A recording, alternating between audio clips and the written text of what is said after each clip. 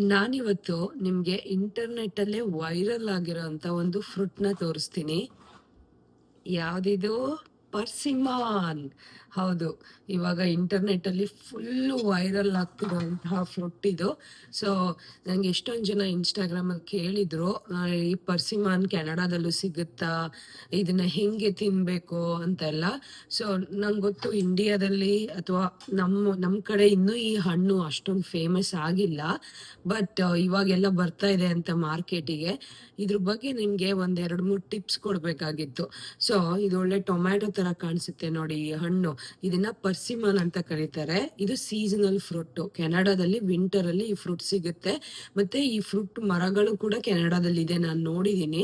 ಇದು ನಿಜವಾಗ್ಲೂ ಹನಿಗಿಂತಾನು ಸ್ವೀಟ್ ಆಗಿರುತ್ತೆ. ಟ್ರಸ್ಟ್ ಮೀ, ನಾನು ಟ್ರೈ ಮಾಡಿದೀನಿ. ಇದು ಹನಿಗಿಂತಾನು ಸ್ವೀಟ್ ಆಗಿರುತ್ತೆ. ಟೇಸ್ಟಿ ಫ್ರೂಟ್ ಇದು. ಮೋಸ್ಟ್ಲಿ ಇದು ಯಾವ ಕಂಟ್ರಿದು ಸೋನಾ? ಜಪಾನ್. ಜಪಾನ್ ಇದು. ಜಪಾನ್, ಹೌದು, ಜಪಾನ್ ಫ್ರೂಟ್ ಇದು. ತುಂಬಾ ಚೆನ್ನಾಗಿರುತ್ತೆ.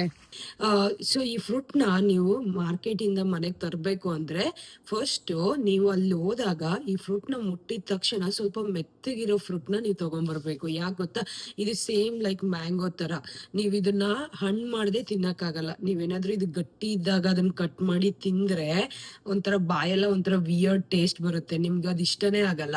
ಸೊ ಈ ಹಣ್ಣು ಸ್ವಲ್ಪ ಮೆತ್ತಗಿರೋದನ್ನ ತಗೊಬಂದ್ಮೇಲೆ ಮನೇಲಿ ಅಕ್ಕಿಯಲ್ಲಿ ಅಥವಾ ಎಲ್ಲಾದ್ರೂ ವಾರ್ಮ್ ಆಗಿರೋ ಜಾಗದಲ್ಲಿಟ್ಟು ಫುಲ್ಲು ಮೆತ್ತಗಾಗೋ ತರ ಇದನ್ನ ಮಾಡ್ಬೇಕು. ಅಂದ್ರೆ ನಿಮ್ಗೆ ಹಿಂಗ್ ಮುಟ್ಟಿದ್ರೆ ಒಳಗಡೆ ಹೋಗ್ಬೇಕು ಈ ಹಣ್ಣು. ಆ ತರ ಇದ್ದಾಗ ನೀವು ಅದನ್ನ ಕಟ್ ಮಾಡಿ ತಿನ್ಬೇಕು. ಮತ್ತೆ ಈ ಹಣ್ಣನ್ನ ನೀವು ಕಟ್ ಮಾಡಕ್ ಮುಂಚೆ ಇದ್ರ ಮೇಲೆ ಇದಿದೆಯಲ್ಲ, ಇದು ಏನು ಸಿಪ್ಪೆ, ಇದನ್ನ ನೀವು ಹಿಂಗೆ ಕಿತ್ತಾಕ್ಬಿಡ್ಬೋದು. ಸೊ ಈ ತರ ಕಿತ್ರೆ, ಇವಾಗ ನೀವ್ ಈ ತರ ಕೀಳಕ್ ಆಗುತ್ತೆ ಅಂದ್ರೆ ಅವಾಗ ಇದು ಹಣ್ಣಾಗಿದೆ ಅಂತ, ಇದು ರೆಡಿ ಇದೆ ತಿನ್ನಕ್ಕೆ ಅಂತ. ಸೊ ನೀವ್ ಈ ಹಣ್ಣನ್ನ ಹಿಂಗೆ ಓಪನ್ ಮಾಡಿ ತಿನ್ಬೋದು.